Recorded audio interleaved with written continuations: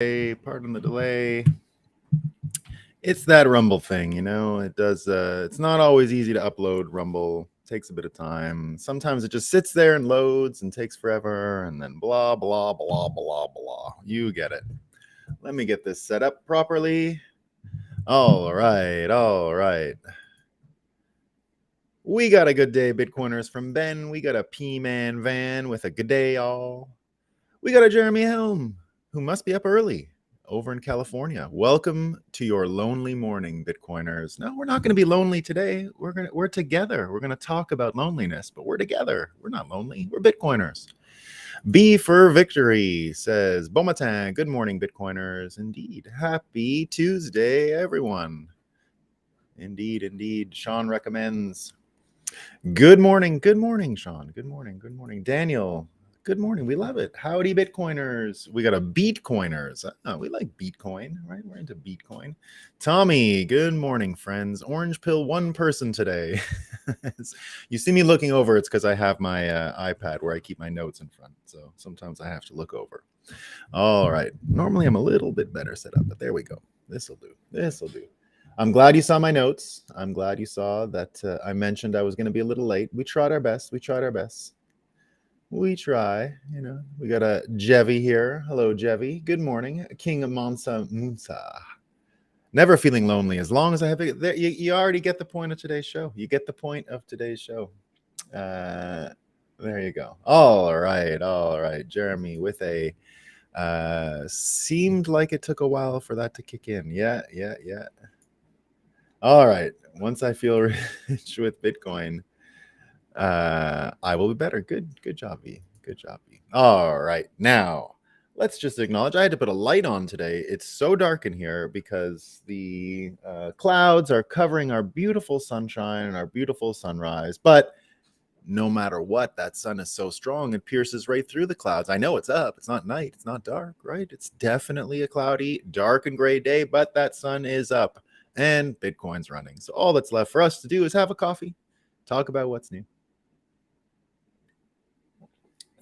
So we like to start every single morning with the fakest news we can find. And I have a good friend of mine who will be flying to Banff, Canada, the first ever national park on the continent. Did you know that? So America inventing the park system, right? A guy named, I think, James Muir, Yosemite and all that stuff.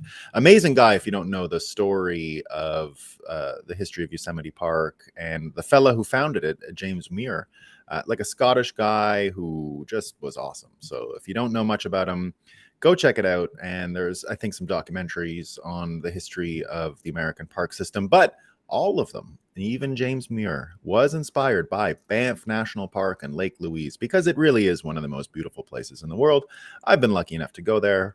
And but in our special little category of the racist parks, CBC News not too happy about the parks. So I'm here telling you about all the cool things about the history of the Banff National Park and then the resultant U.S. national park system. But according to the CBC, our national parks have a troubling history, right? They're troubling. The real story beneath these cherished landscapes that are integral to our national identity is one of displacement, forced labor, and exclusion. Wah, wah. But a transformative shift is underway as Canadians confront the past and work toward a brighter future. If you read the article, it's all about trying to get more people to go to the park. Let's go to the park. Tough stuff. Now, people talking about the CBDC and the US digital dollar. FedNow, of course, is out. Bloomberg, right, doesn't want you to get too into that subject, though. A digital dollar is for the banks and governments, you idiots, not for you. It's not for you. Using blockchain-like technology could speed up and simplify transactions among giant institutions. Don't we all want that? It's great, right? So Bloomberg, it's not for you. Digital money is not for you. You get the different kind, right? It's not for you. This one's excellent. This is one of my favorite genres of fake news. This is the old pounce, conservatives pounce, right? Everyone's heard of that before. Pounce. So NBC News, right? I have trouble reading these sometimes. I really do. NBC. So I think we can all just say it openly without all these preambles each time. But there are new people, so we might as well just give it a bit of context. Glenn Greenwald and others. I did not do the research. Many people out there, besides me, have made the case that NBC is the main beachhead of Operation Mockingbird, which is the system whereby intelligence agencies and spin doctors are placed from the national security apparatus into mainstream American media. And there are some people, right? Some people who believe that NBC is the most riddled with these folks. It's like, remember what we learned from the Twitter files, that it was like all these people, and then we're seeing it now in the Facebook files. It's all these national security, former 17 years at the CIA, and now I'm running diversity and inclusion at Twitter. Oh, former Twitter. Now I'm running diversity and inclusion and whatever else at Facebook, right? So some people have said that NBC is the most taken over entity in this Project Mockingbird case. You can go look that up on your own. I did not do the research, but that's what some people say. But every time I read headlines like this, it makes me think, and it sort of feeds into my narrative bias, that they are completely an outlet of these folks. This is their thing. Joe Biden's brand is being tested like never before. Controversies centered on President Biden's family have become fodder for GOP attacks that cut at the bedrock of the president's long-time political appeal. So good. It's just beautiful. All right. Now, finally, our last Moscow Time installment today. And this comes from the Bank of England chief economist, right? This guy is he's been a Moscow Time regular. He's been doing great work for us and helping me come up with these can't believe it's true headlines. So here's what they're saying: that food prices may never fall again following the Ukraine invasion. It's the Ukraine invasion. Food prices, they're always going to be high now because of Ukraine. It's Ukraine, guys. All right. It's Ukraine. Please don't look too close. It's Ukraine. All right. So now I've noticed a trend. I think I'm the only person in the world who's noticed this trend. I think it's just me. I don't know if anyone else is saying. I don't even know if it's true. I don't even know. But what I've noticed is that whenever there's a holiday and the news is low and there's not much going on, Hillary Clinton comes out and writes something. So Hillary's around my area right now, right? She's trolling about here. I've told you several times that the town that I'm from, Brome Lake, which is not far from where I live now, the town of Brome Lake in Quebec, is also featured in an Amazon show right now called Three Pines or something like that. It's a mystery series written by a woman named Louise Penny. And so my town has been turned into this sort of weird, it's like a really low IQ version of like Twin Peaks or something. It's nowhere near at that level of creativity. It's really just straight murder mysteries. And I respect Louise Penny. I love straight murder mysteries. So no comment on any of that stuff. But they've turned the town into like a Stephen King-ish type of New England thing. And you don't know who you can trust. And there's weird people everywhere. It's not really like that. It's a beautiful town. And there are weird people, of course, right? It's a beautiful town. So Hillary comes in the summers and she hangs out because she co-wrote a book with this Louise Penny, because this is her favorite writer. Hillary Clinton's favorite writer is the woman from my town, Louise Penny. So that's why she ended up spending some summers there, and well, not the whole summer. She comes for a couple of days. But it's also a beautiful place, and many world leaders come and stay there. The Queen has stayed there. It's a gorgeous town, right? For all intents and purposes. Some people think it's the most beautiful town in that part of New England, Quebec. I think it is. It's gorgeous. I love it. So she comes every summer, and so they wrote a book about what if people killed other people in the White House, right? Oh, Hillary, cool story, you know. So here's the trend that I've noticed, though, and I'm serious about this. She always comes out during holiday weekends. So this was a holiday weekend in some U.S. states and most of Canada, not Quebec. It was the August long weekend, it's called, in most of Canada. Quebec has another holiday because of Saint Jean Baptiste back in June, but yesterday was a holiday throughout Canada and in some parts of the United States. It is a typical long weekend in August. And so here's the thing about Hillary. She's done every Thanksgiving she comes out with something because there's a lot of empty airspace. If you remember, 2 years ago, she came out on Thanksgiving and blasted Bitcoin the whole weekend. The whole weekend, she was just, oh, Bitcoin can destabilize nations. She did a tour of media going on about what Bitcoin can do to the architecture of nation states by separating money and state. And I said from the start, Hillary Clinton sees the whole field. Like, we always got to give Hillary credit, right? If we're just talking about intelligence, she is the real deal, right? We're not fucking around here. She knows what she's doing. She is one of the smartest people you'll ever come across, right? That is absolutely for sure. And you got to respect that part of Hillary. You have to. You can't underestimate it. You can't say, oh, she's just this old shrill lady yelling at everyone and angry and upset and lonely, right? So she's not that. She's a very clever woman. She doesn't need me to tell that she's clever. I just want you to know that I'm not sitting here underestimating her capacity, intelligence, any of those things, right? I'm actually saying that this is very clever on her part to take these, even if it isn't sort of a holiday this August weekend in all of the United States, it's also a quiet weekend with a lot of reading and not a lot of, people are out. This is sort of vacation-y time throughout most of North America. So she came out yesterday with an Atlantic article, right? She wrote something in the Atlantic called The Weaponization of Loneliness. And weirdly, on the same day, Shoe on Head, I don't know if you guys follow Shoe on Head, but you should. Shoe on Head is my absolute favorite liberal in the world. She is one of the smartest video, YouTube women, whatever she is. Just awesome. And she is my favorite liberal because she is one of the first people to never, ever, ever criticize Trump fans. She's not a huge fan of Trump. She was a big Bernie supporter. But she is the type of liberal person who can go hang out with a bunch of conservatives, not get insulted, not have trouble, not have a hard time. She's super anti-pedo, right? That's one of her big things, is that like just never, right? No, under no circumstances, she's not going to intellectualize it. She's not going to rationalize it. So she also came out with a video yesterday on male loneliness. So that's kind of how I got the idea to talk about loneliness, because it was both Hillary and this Shoe on Head. So the Shoe on Head video is great, right? She does a whole thing specifically about men lacking the space, the capacity, physical capacity to have a lot of friends anymore, and that stuff is sort of broken down. I even remember in my lifetime in Quebec, there were still taverns in the 90s that only men could enter. You were not allowed indoors. I used to go with my dad sometimes, right? And I would just be this kid who would walk in with my dad, and there'd be the hockey game on, but no women allowed. Like, really, no, none. You don't see those anymore. They were cool. I didn't mind it, right? As a little boy, you were allowed in, and it was just men around, and they'd give you quarters to play the video game, slot machines, and all that stuff. So they're a great time. But here's the problem with Hillary's. Let's go back. We'll talk about Hillary, and we'll talk about Shoe on Head's thing.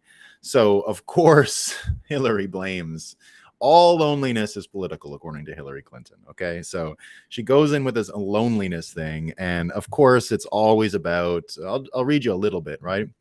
So the question has preoccupied her, and she blames the loneliness for creating the conditions for demagoguery and Trump, basically, right? So everyone's super lonely, and that's why we have Trump, right? Because the influence of dark money and corporate power, right-wing propaganda and misinformation are all there to influence people who are lonely, right? So she says the vast right-wing conspiracy has been of compelling interest to me for years, but I've long thought something important was missing from our national conversation about threats to our democracy.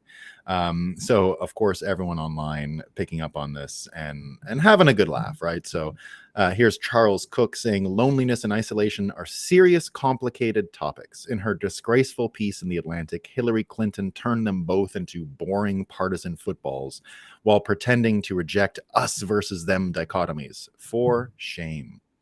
Paul Lucas says, according to Hillary Clinton, the main problem with loneliness in America is that it leads to people who disagree politically with Hillary Clinton. Congrats to The Atlantic for publishing a Poe's Law classic. If you guys don't know what Poe's Law is, by the way, It's an internet thing where sarcasm is not communicable over the internet, which is why you should always add a emoji or a smiley face or something like that to show that you're poking fun and not being serious or whatever, because there's just no way without body language and anything that they get that through, right? In this case, and so the Poe's law is that no matter what, it will be taken as literal and will be seen as insulting or problematic or whatever people say. So that's her basically publishing this and people just saying, what are you doing? What are you doing, Atlantic? Dr. Kenneth Warner says Hillary Clinton wants to save me from loneliness. Honestly, I'd rather die of it. I'd rather die of it. Okay. So Shoe on Head's thing then was just all about the stats and the number of men like way more likely to commit suicide, way more affected by this loneliness thing than anyone else in the world. And so when I think of these, the reason why, first of all, loneliness, absolutely a real problem. And I think one of the worst out there. Right. And especially just look this week with these AI women coming out and all around and everyone saying like, wow, like they look real. If you've seen them, like gorgeous influencer type women, but entirely AI generated. Nothing about them is real. They have videos talking about their new bikinis or whatever, but they're not real. Right, they're just totally AI, and the minute I saw that, I said, well, that's going to catch on. Like, if you don't think a man who is not only lonely but chooses to be lonely because of whatever else is going on in the world, for example, just look at this statistic came out, right, that basically single women are the main buttress of the Democrat Party, right? So just, I don't know if it's true. Some people said it yesterday. It was a quote out there. Let me find it. It's not in my notes today, but it's a good one. I just want to make sure you all are seeing it, because a lot of people were talking about that today and yesterday, that this statistic about who makes up which party and who's behind it is important. So let me just find it here. I had it yesterday and didn't use it, so that's why it shouldn't be too hard for me to find. So here it is. So this is from, I'm not sure who published this. I only have the quote, but basically this is it, right? It's saying that this is all the demographics of each party, right? So it says adding marital status to the mix, GOP advantage among married men shoots up to 20 points, right? So 59% of married men are Republican, 39% of married men are Democrat, and shrinks among unmarried men to just 7 points. 52% of unmarried men are Republican and 45% are Democrat. But what most people don't know, including everyone who works at Politico apparently, is that among married women, Republicans still maintain a sizable 14-point advantage. So married women are still predominantly by a lot Republican. But if Republicans are winning married men by 20 points, married women by 14 points, and unmarried men by 7 points, then who is keeping Democrats competitive? Single women are single-handedly saving the Democrat Party by a 37-point margin. Single women overwhelmingly pulled the lever for Democrats, 68 to 31%. And because that's such a big gap, that's why the wins are there.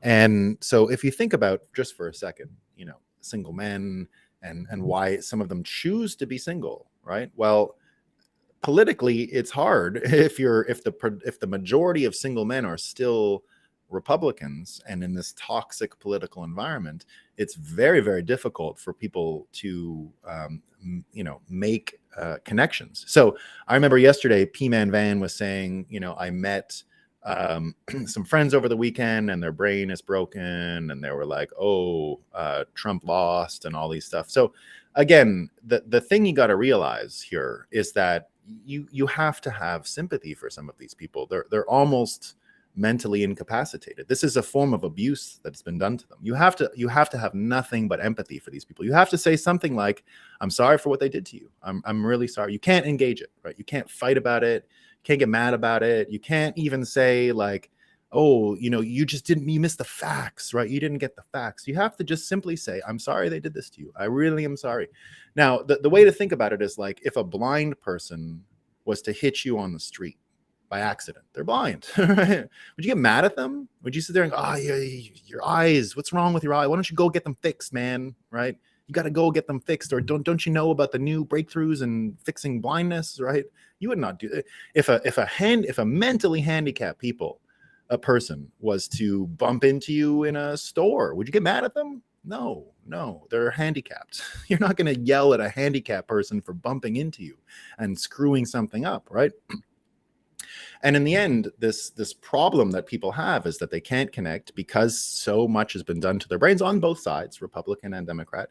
I will never deny what Trump is. He is one of the greatest prompt engineers of human ignorance and intelligence you'll ever find. But I can't, you can't, no one can sit in a room with Donald Trump and keep their opinion. It's not possible, right? He will change your opinion no matter what. He will program your brain. If you're in his presence, if you're in his orbit, you are going to think something along the lines that he thinks, or else the exact opposite. He'll repel you to the other side of the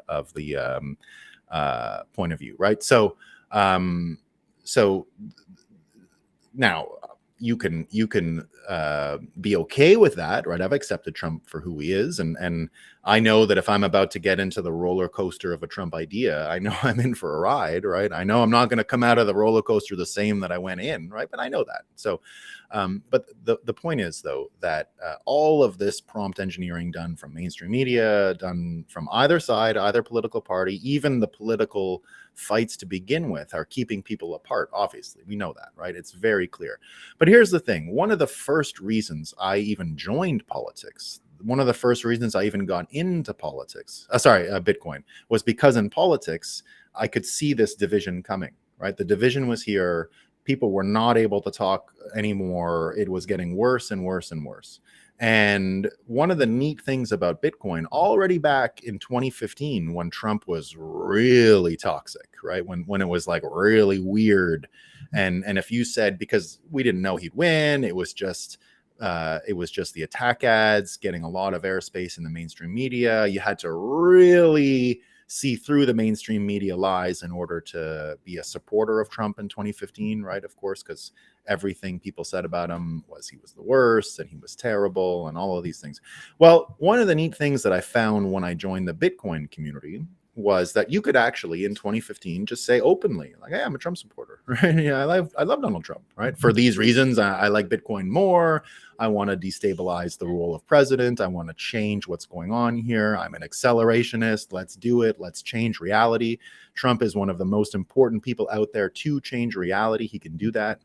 And so that was a conversation that I had with many people in 2015, 2016. And so the Bitcoin community already, the meetups, and then of course, Bitcoin events have always been a place where we weren't really burdened by these fake prison of two ideas, by political polarization. We always had the ability to have these conversations with. I met plenty of people who didn't like Trump in the Bitcoin space, right? Many, but they didn't think you were white supremacist because you were a Trump supporter. They said, I don't know, really, not to say that they were into Hillary or anything else. They just weren't even into politics. You'd find people like that in Bitcoin regularly. It's it's all going to fall apart. We don't even need to pay attention. This is not the game we're playing in, which I still agree with, right? So that's a big, I think a big part of it. But the environment that I came from at that time still didn't really have this outlet in politics or in college or in university for people who disagreed with the mainstream point of view to really go and not be gaslit and treated like you were completely insane, except for Bitcoin. It was the only place where you can go and people would say, wow, it's like your opinions are different. All right, fine. Let's talk about something else. And so funny enough, also in the Atlantic, this weekend. So I was out perusing the Atlantic over this holiday weekend thing in order to get some Moscow time. And I found another one.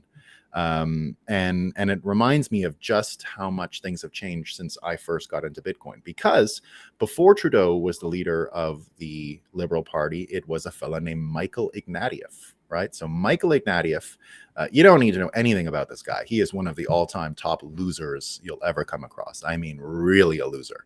And he was a Harvard prof. He's from right here in the same area. He's from exactly in my home area of the Eastern Townships where Hillary is right now.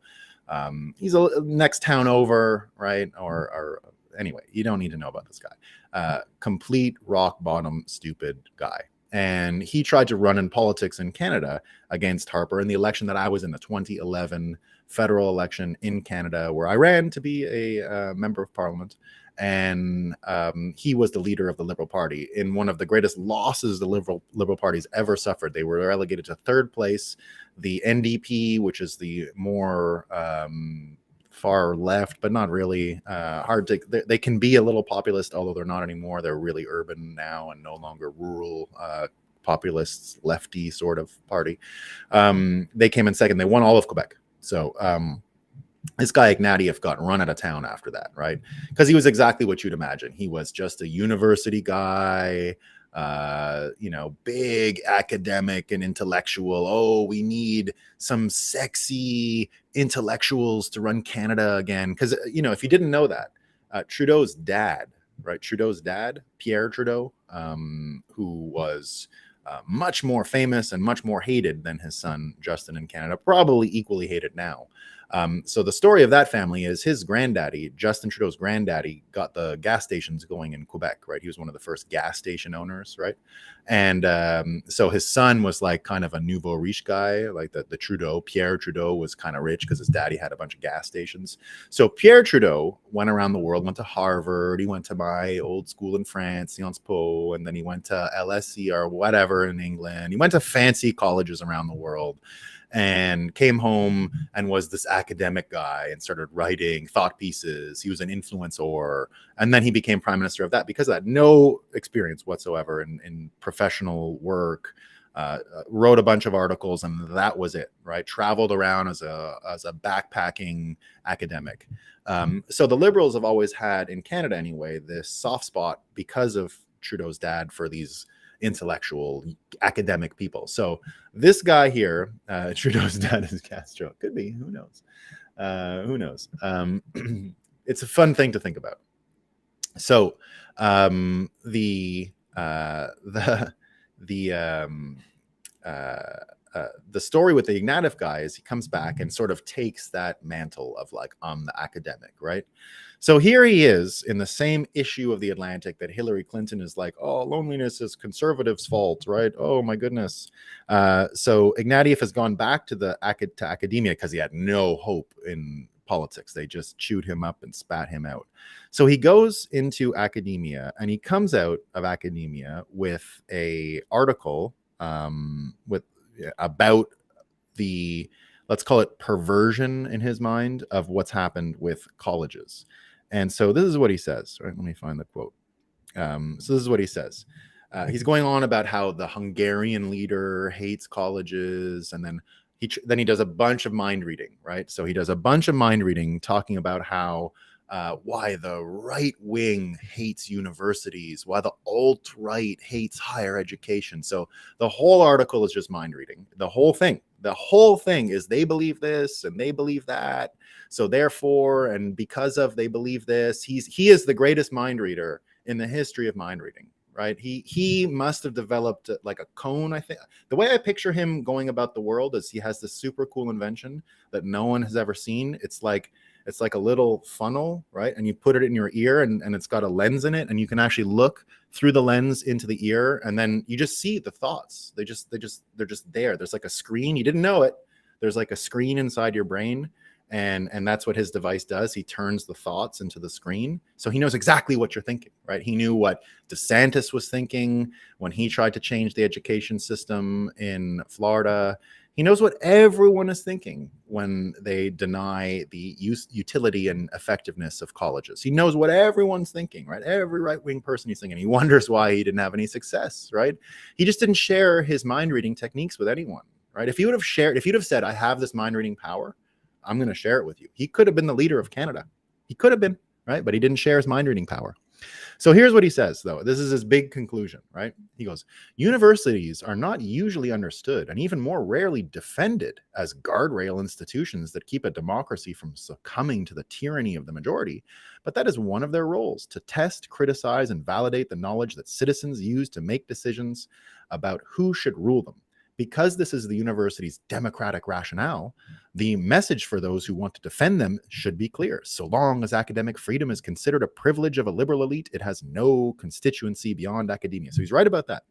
Liberals should defend academic freedom not as the privilege of a profession, nor to preserve universities as bastions of progressive opinion, but because universities like this is the point where he proves he has no functional brain, right? He goes, because universities like courts, a free press, and independent regulatory bodies are essential restraints on majoritarian rule that keep us all free. We're all free, guys, because the courts are working so well, the free press is working so well, and of course, independent regulatory bodies that we've seen, they just work so great in America. They are just making the best situation better in America. Ignatius, why aren't we listening to more of you academics? All we need to do, actually, like he's saying, is include universities in our super well-functioning courts, media, and regulatory bodies, and poof, the problem is over, right? Then people understand universities are essential for democracy, right? But go back to what Shoe on Head was saying, right? Shoe on Head was saying, why this loneliness? Well, that's one of the reasons. Men can't just go to universities and create clubs anymore and hang out, right? Where can men actually go?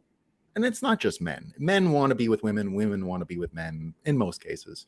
And where are these places supposed to be, right? You get a bunch of brainwashed, like they're saying it. What is it? 70% of single women are from one political party. And because of that, the sheer numbers of possibility of these people spending time together and getting along is almost nothing, right? There's like 20% crossover here. So, and then those people have to meet and have chemistry and get along and want to spend time together. What are the odds? They're zero, right? The odds are like none, because of the brainwashing and the spin and the propaganda. Again, when, for example, Robert Kennedy said he would, his path to victory was simple. It was just tell the truth. Don't lie to the American people. Don't brainwash them and spin them for your own political purposes. You know, Hillary's sitting there wondering why people are lonely and then counting her money, which is why I put it as the theme of her just counting her money, right? Obviously, the spin always served one purpose and one purpose alone: power and money. Right? There was a reason why you want to do this. There's a reason why you divide people. There's a reason why, probably going to make money off of it. And arming people with these talking points and these combative, polarizing ideas and arguments are what keeps people from being apart. Look at global warming, for example, right? I do not engage in global warming debates ever. Why? It turns into the same farce every time. On either side, you get a bunch of people just spewing their talking points. That's it. It's just people who've memorized talking points. They've been prompt engineered. The talking points have been downloaded into their brain on either side, and then they just repeat their talking points like a bunch of NPCs. Right? So the other day, you had Vivek, who was being confronted by, you know, this fake conservative show, Sangar and Getty or whatever it used to be on NPR, and then he had this, you know, it's like a liberal and a conservative, but he's not really. Like he's you know, he's an academic, I guess. I'm a fan enough. I think he's doing fine. All right. So the idea that these two people can do a show, maybe. So they had Vivek on the other day, and they're asking Vivek about global warming, right? They're saying, oh, you've said that they're crazy people and that they're mentally deranged and they're cult members. Like, how are you ever going to persuade someone about all of these things, right? So he went in and explained basically what I've been saying here for a while, right? Let's just go with the numbers, right? It's true that global warming is happening. It's true. We can see it. It's happening, right? Are humans causing it? I think so, probably. I don't know, but I'm willing to even say, sure, fine, right? And again, it's the catastrophic results, the third question. So he breaks it down exactly as I have done it for you guys many times. Global warming is 3 questions, right? Do not argue anyone on question 1. Is it happening? Yeah, sure. Give it to them, right? Are we causing it? Probably. I don't know. Probably. I'm willing to accept it as, even if it's 1% possible, I can accept it as 100% true, right? Because of the risks and all that stuff, right? We don't need to decide who's responsible for it. We got to deal with the results of it anyway, but it's the results that are important. the consequences of it, right? And that's where everyone disagrees, right? That's where everyone disagrees. And that's what he says here. I'm not a catastrophist, right? I'll solve these problems. We will solve these problems. Human ingenuity is the only resource that we can't run out of. It is an unlimited resource that we have, our intelligence and our creativity. And because that is an unlimited resource, none of these things are a problem. No, there is no other limited resource that can be so limited that would affect our unlimited resource, which is our creativity, inventiveness, and imagination. It won't happen, right? We have an inexhaustible supply of good ideas and the technique to make those ideas real, right? That's what we do all the time. We have nothing but thousands of years of history doing exactly that, and we can do it again. And what he says is, in the end, it is this cult thing. And I bring it back to the loneliness question again, right? Because people are not really interacting across party lines, because their heads are being so filled with brainwashing, with talking points, with downloaded new talking points just dropped type of thing. They can't meet. It's creating this loneliness situation. It's getting worse and worse as people don't spend time together. And colleges are not going to be the solution for it, because colleges are producing 99% global warming, we're all going to burn in hell type people. And that is the cult part, right? And I've said it many times, like even in French, there's a really good way this rhymes, right? So hell in French is l'enfer, right? L'enfer. And global warming is l'effet de serre, the effect of greenhouse gases. Serre is greenhouse gases. So l'effet, the effect of, right? So I've often said that it just like the Catholic order, right? Which is you got to pay a bunch of stuff and then you can get the bonus points to get you into heaven, right? As long as your account is okay, you're going to make it, right? But you got to do this and you got to do that and you got to pay this and you got to pay that. Well, the global warming thing is the exact same. It's like, you got to make sure Greta's happy, and then you got to make sure this is working, and then you got to pay, and you got to do, and you got to sort, and you got to recycle, and you got to do this, right? And if you do enough stuff, your bonus points are going to go up. It's like a loyalty point scheme, right? It's like flight rewards, right? This is their whole religious view. It's flight rewards, right? I'm not, I have a lot of problems with a part of the Catholic faith. I love a lot of the ceremonies, but this flight rewards part of the Catholic religion is absolutely stupid and was brainwashing in its time and still is today, and was simply remodeled for the global warming crowd, because it's the same cult. It's the same thing. If you don't do this and you don't do that, and they rhyme in French, you will burn in hell. You'll burn in l'enfer, and then in French it's you'll burn in l'effet de serre. Right, so you'll burn either way. You're burning, right? It's over. You're going to burn. And so for him to push that, Vivek, the way he did on this show, that it's a cult, that it's a religion, I think shows that you're starting to get to why we are in this loneliness epidemic. You're seeing that people are kept in these little silos, and they're not able to see out of them, because you can put blinders on with this confusopoly of three questions merged into one to make people afraid, right? So again, that's why he did a good job of breaking down the questions and leaving the one question we don't know about, right? Which is, what are the effects? We actually don't know what the effects are, right? What he's saying is, whatever they are, we can manage, which is what I've been saying, which is what everyone should be arguing about, right? Like that is the only real argument that matters in the end. Now, George Ryan Walter says you can't change the sun. Sure, but we don't know if it's the sun. We just don't know, right? We just don't know. We don't know. And if we were wasting all of our time arguing, oh, it's the sun, oh, it's this, maybe, but it won't matter. You're not going to persuade anyone. In the end, you got to accept that it's happening for whatever reason, and then say that the effects are all that really matters. And if we can manage the effects, it could be a good thing. We could make this into a good thing, right? And I think that's what we're doing, right? I think that's what we're doing. Now, is it the sun? Maybe. I don't know. I don't think we can know. I don't think these things are knowable, is I guess what I'm getting at in the end. They're not knowable.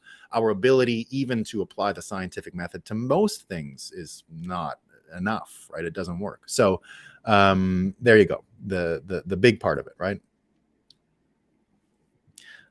Brian says we are boiling and boiling. We are boiling, not burn. Yeah, of course, it's the boiling sun right now, right? So this idea then that loneliness is really the byproduct, I think, of the corruption of these systems, right?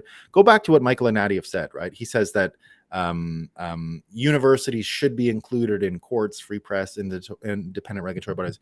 But it's exactly these things that are being used to divide people, to push them into the different silos. He's doing it here. He's saying, why don't the right-wing people love colleges? We got to prove to them it's better, and we can't just say we've got to protect democracy. Well, of course, they've never done such a thing, right? They are the main source of the broken brain people. So this idea then and then you get Christopher Ruffo over there trying to fix it. But even just think of the court system that they're going on about, right? That Ignatius is saying, media colleges have to do this, right? Well, again, the media is the main thing that's creating this loneliness problem. It really is the main thing, right? And they say, oh, it's also the courts. Well, what about the courts? We are now in America right now thinking about what Trump is going to happen to Trump, right? Everyone talking about, Trump and the Jack Smith and the January sick people, the January 6, right? The sick people from January, the January 6, and all of those things. Now, remember that they're going on this thing where Trump knew he lost, but he influenced other people and he did all these things. And now everyone talking about it like Alan Dershowitz. And most people are saying the following, that there's no way Trump can get a fair trial in Washington, D.C., and that he's going to be guilty the first time, and then it's going to go to the Supreme Court and it'll get taken care of because there's no standing in law for any of this stuff. Now, I agree with that assessment, but imagine what Michael Ignatius is saying here is that the court system is like a bedrock of why America can be taken seriously in the world. And we're just casually talking, about a court in DC where you can't get a free trial. You can't get a fair trial. You can't get a fair trial. We're just accepting that Trump is going to get an unfair trial in Washington, D.C., and that's fine. Like that's just part of the story. That's just part of the strategy, right? So Ignatius saying the courts, the media, academia, and then of course this regulatory agency thing, right? Oh yeah, the independent regulatory agency that has Bloomberg saying in our Moscow time today, the digital dollar is just for banks and rich people. It's not for you, right? It's not for you, you moron. They would say the same thing about Bitcoin if they could co-opt it. They would, right? They would. It's not for you. It's not for you, right? It's for us. Come on. So he's saying these independent regulatory bodies, the same ones that launch FedNow, right? The same ones that are doing the SEC witch hunt all over America. And now Gary Gensler's onto AI. He's going to go after the AI scammers, he says, right? So the SEC, if we talk about it all the time here, completely corrupted, completely lost, has to be shut down, like the FBI, like a lot of other independent regulatory agencies. The FBI is not a regulatory agency, but you know what I mean. So if there is no fair trial, will we see the civil war start? I don't think so.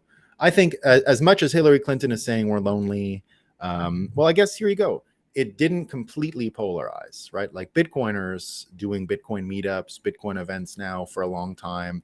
As I said in the beginning, one of the most appealing things to me socially about the early Bitcoin days was that I could just be public about my opinions and I didn't have to deal with any backlash. I didn't have to hide what I thought, right? I wasn't going to go leave politics where I could openly, of course, say that I was a Trump supporter. Even then, in 2015, when I would openly say to people in the political sphere, in conservative political politics in Canada, that I was a Donald Trump fan, even they would say, come on, oh my God, right? But at least there was some corners where you could say it out loud and you didn't have to go hide, right? So the idea already that Bitcoin was way ahead of this stuff because we weren't being influenced by this stuff. We weren't being influenced by the mainstream media. We weren't allowing prompt engineering of our brains by people who would spin us for their own purposes. We were already immunizing ourselves to that. And we do collectively within our conferences, within our meetup. Just think about this year, right? We had in our show both RFK, Tulsi Gabbard, and Vivek Ramaswamy at Bitcoin 2023, and no one really even paid attention to their political parties. They all hung out together. We were all backstage hanging out together. Everyone was having fun together. Everyone went out together. Everyone was socializing together.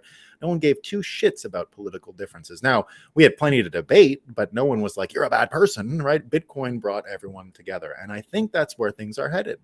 I think that just like that's why I have Hillary counting the money here. once you have this type of money and you know why people are motivated to divide and get power and get money, you can sort of see you can guess. You don't need to mind read, but you can guess at the motivation. The motivation is one we all share. We all want money. We all love money, right? Everybody loves money. That is a part of human nature. It's not going away. And so the idea that they want money, right, that they recognize the US dollar as money, they want more and will do whatever it takes to get more. Well, that meant for this era, dividing, conquering, doing these things, because it was a winner take all game, zero sum political game, right? Only one party can corrupt Ukraine at a time, right? You can't have sharing of it. There's a uniparty, but that's different, right? That's a different piece to it. So there it is. This idea that oh yeah, I wanted to mention this too. And the reason I mention all of this, the reason I mention, I guess the reason why this is an important context, right? This comes from Cernovich. So Cernovich warning us here about the coming civil war. All right. So Cernovich here has this post, I guess you call it, on X these days, X Twitter. He says, you need to read Piotr Wrangel, which I have not. So I don't even know who he's talking about. Okay. So, but his name is, you can go see it on Cernovich's Twitter thing. Piotr, Pyotr Wrangel. Don't know anything about him. So I just liked the tweet or the post itself. He goes, studying the Spanish Revolution. America is not like the fall of Rome. It's like the Bolshevik takeover of Russia and resulting horrors. It's the churches being burned down by communists in Spain. You need to be readying yourselves. So indeed, you need to be readying yourselves. But what you need to understand is this is exactly what he's saying is accurate, right? The thing with the Bolshevik Revolution was spheres of influence, groups of people, and talking points getting downloaded by the media of the time, newspapers or whatever else it was, and pamphleteering and all of those things. Meetups, right? The communists were a meetup culture, and these meetups were vital to pushing that revolution apart. The whites, right? The Belarusians, the white army who opposed the Red Army in the Russian Revolution didn't really have the same unifying meetup culture. They weren't bound by anything but survival, right? They knew they were going to get killed and they had to survive, and they worked together. There was no unifying force. What I'm saying is that Bitcoin is already building that unifying force, right? Bitcoiners already operate across political lines very easily without any hesitation. We don't even really order our worldview from politics first. We do it from money first, which is totally different. We don't put the nation state first. We put the money system first. And then once we see that, things make a lot more sense, which is why I am a one-issue voter, right? I am a one-issue voter, and that's why I support Vivek Ramaswamy right now and RFK, because they both supported Bitcoin, right? I'm a one-issue voter, right? And no one has done more for Bitcoin as far as promoting the policies in this election than RFK. So he's sort of my number one. Vivek is pretty close, right? Vivek, I think, is going to steal the idea of backing the US dollar. So that'll put him at the same level. The more I see Vivek, by the way, the more I think he might even be able to beat Trump straight. I think that's even possible. But there you go. All right. So the idea here is that this meetup culture is as important as like the early communist meetup culture in the Bolshevik Revolution. It is a lot like the Bolshevik Revolution. It is a lot like what happened in Russia. But the difference here is that there are more forces at play, more groups at play. It's not just two. There are way more. And the one that is most coherent, the one that is strongest, the one that is offering the best future, the one that has the best answers to these problems, the simplest answers to these problems are the Bitcoiners. And that's why we're going to win, right? That's why we're going to win. The answers are simple. The frame, the worldview is easy to adopt. It leaves a lot of space for disagreement about other things, right? We don't want to stop people from disagreeing we don't want everyone to get along and have all the same opinions, not even close. Not even close. We just want to limit those institutions that Ignatius said that are forcing people to think a certain way, because in the end, that's really what the Trump case is all about, right? If you guys don't know what the Trump case is really about, it's about one group, the courts, being able to say what truth is, right? And what reality are. And if you disagree with their reality, then you're out, right? So that's more or less what Jonathan Turley has said. Jonathan Turley breaking down this whole case, right? Saying that the criminal intent was all about whether or not he knowingly tried to get people to break the law, right? And not about whether he knew he lost, whether he knew he was trying to get people to break the law. And Jonathan Turley says the following: "This is not a crime. It is, in my personal view, protected speech. Presidents routinely lie on matters great and small. Many of those lies cost citizens dearly, from keeping your own doctor under Obamacare to losing your life in Vietnam. Criminalizing lies in campaigns because of the spread of disinformation or disorder is a slippery slope that vests unprecedented power in the Justice Department. There is a wicked twist in all of this for Biden. The very controversial linchpin used against Trump could conceivably be used against Biden, particularly in the launching of an impeachment inquiry by House Republicans." And what he goes on to say is, while third parties proceeded to take steps to challenge the election, or no, hold on. Biden has been accused of knowing disregard or constitutional limitations on his administration. He's done that a few times, right? So the national eviction moratorium, going against legal advice that said this is unconstitutional. He's done it with the student loan thing a few times, right? I don't care if it's unconstitutional. I'm going to do it, right? So you can take legal advice, even if it's wrong. You're allowed to be wrong. But what they're saying here is you can't. And if it's true that they could actually criminalize wrongthink, right, then of course the system is totally done and completely over.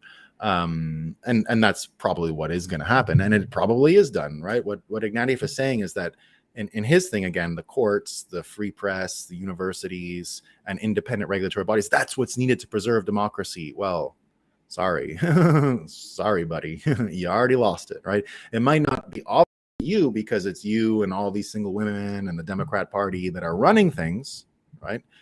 So it might not be clear to you, but to everyone else, it's clear. And to all Bitcoiners, it's clear. We're not rebuilding this dog shit. I'm not doing it. We're building something new, right? And because we're building something new, it's important, right? So, all right, let's see what we got. We got a lot of comments today. We love lots of comments, right? We love the lots of comments. Let me head back here. Hold on. Whoa. Okay. Let's see. Holy Moses, they go back. Okay. Johnny Rico, I can't go all the way to the back. I worked in long-term and the Dems would be all over the...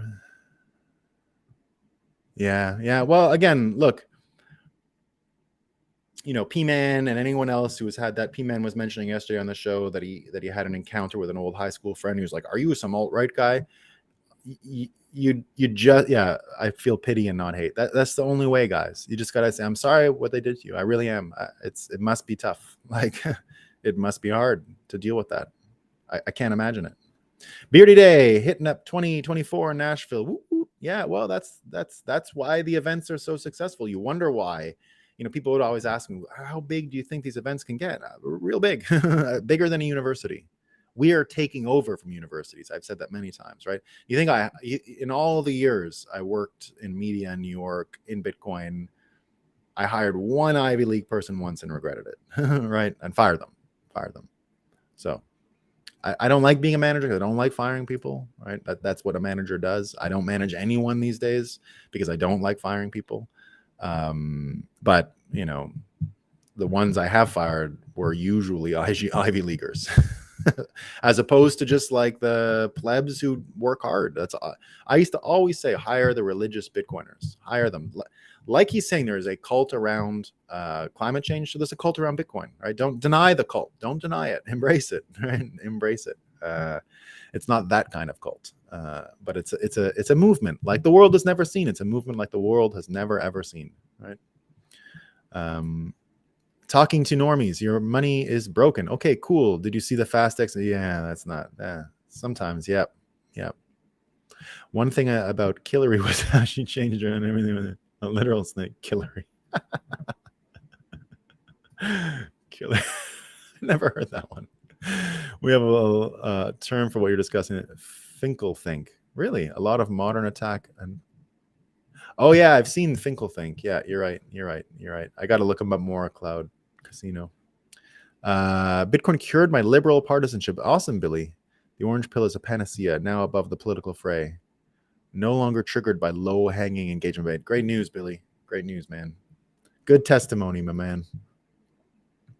Todd Hearn, great stuff. You make my commute almost tolerable. Thank you. Yeah, Commutes. It was built for the commute, this show. Let the normies who won't listen to suffer while we rave. Could be. I mean, we got to have some empathy for everyone, though, man. Hatred is important. Yeah. I try to keep it out of my heart. I try to keep it out. But disgust is important. I'm regularly disgusted. So, yeah. I have never seen another of iCloud. I've never watched one of them. I still haven't seen one of them. Bitcoiners being able to have the let's change reality conversation together prefigures putting into place new practices that will change reality. Yeah, Jeremy, that's a really great observation. Yeah, that's the whole thing. It's a reality changing situation. It's not just an intellectual point of preference, right? Once you realize that it's not a point of preference, there you go. So what's the opposite of an intellectual? It's a Luddite, David. It's a Luddite. And that's what the intellectuals have become. They become Luddites. They become it's a spectrum, right? There is no such thing as opposites, really. If you read the old Hermetic principles, it's all a spectrum. And what was once intellectual, the pendulum has swung and made them Luddites, which is why the Luddite word is used so often in The Sovereign Individual. He predicts these people will become Luddites, and that you got to be careful, right? If Hillary would have won, nobody would be lonely today. That's what she's saying, right? That's what she's saying.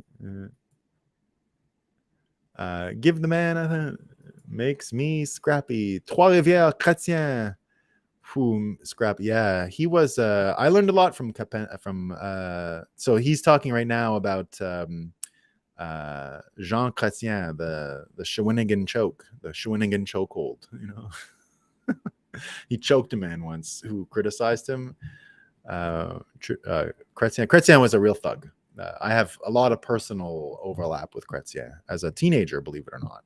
A thug, an actual thug, who you got to respect, but he's a thug, right? An actual thug. No one rules me. They can represent me, but not rule. And when you no longer, that's where we're at, V. People gonna get put down. It's frightening how many unemployed incels in this room.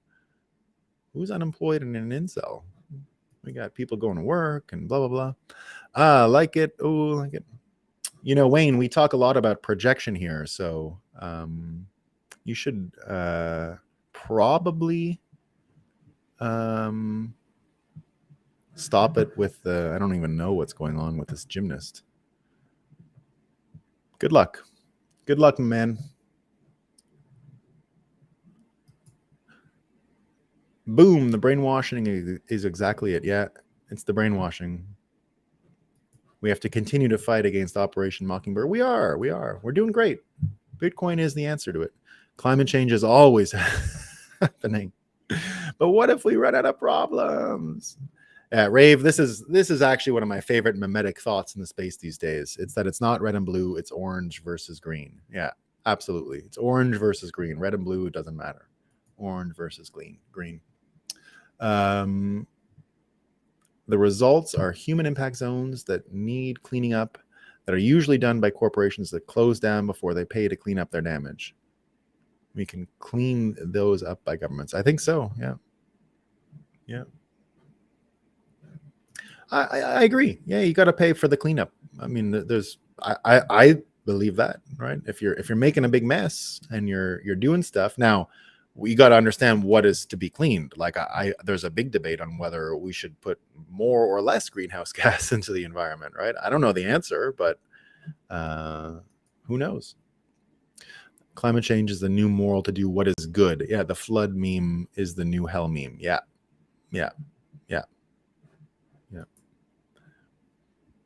We're boiling, not burning. Instead of having your own sovereignty. Yeah. I didn't know that was the Wizard of Oz theme. Let me look at it from that point of view. We love Wizard of Oz around here, everyone. We're big Wizard of Oz fans. Arise, you have nothing to lose but your barbed wire fences. I love that, HBDC. I love it. Climate change is within the statistical boundaries of nature. IPCC report actually confirms that. Yeah, I've read the IPCC. I read every edition of the IPCC report, and Like it doesn't even say that there's a huge. They even in the last one, in the new official version, they actually come out and say the truth, which is the cost of repairing whatever it is we did could be greater in terms of human life. More people could die by limiting access to fossil fuels and all that. And that was something that Vivek brought up in his debate about this, right? So there you go. Pollution is real, but carbon credits are a scam. Absolutely. Catholics don't pay for redemption annual anymore.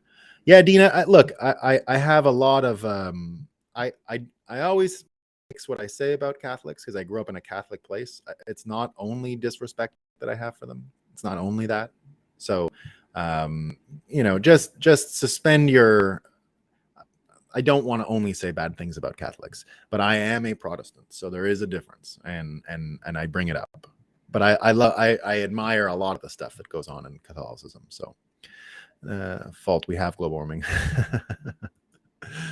I don't think it is just single people are lonely, but couples are lonely also. Yeah, absolutely. I see nowadays are horrible. You're totally right, and not only that, within the couples, there's still a lack of place for people to go, right? As long as we have the rule of law, the dollar has nothing to worry about. Exactly. We got nothing to worry about.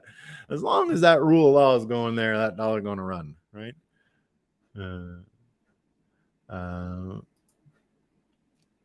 We have a term in America called activist judges for a reason. Yeah, we got those in Canada too.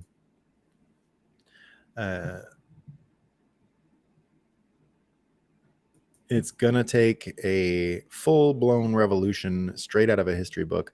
I don't know. I think we can do it with laughter. I think mocking them for their mental incapacity is probably the way to go. Now, I understand what you're saying, higher calling. Like in history, these did result in a fight and the other team killed the other team, right? That's what always happens. So one team killed the other. I don't know. I think we're gonna get them to break out. It's happening quickly. So I think we can do it. I think we've got magic up our sleeves and we can use it. The invisible hand of the market that dictates corporations changing to make customers happy is broken. The fiat printing subsidies make our voice sound. Absolutely, Rave Elevator. That's the lack of feedback loop. That's what's created this problem. Right. Predicting that there's going to be another virus at some point could be. Disruption. Yeah, I believe that, higher calling. The things that make me most worried about 2024 is no election at all. Right. That's another thing that Cerno is predicting. I think we're going to get something like it. Wow, Bitcoin changes us in ways we don't even know. Absolutely, Clout. Absolutely.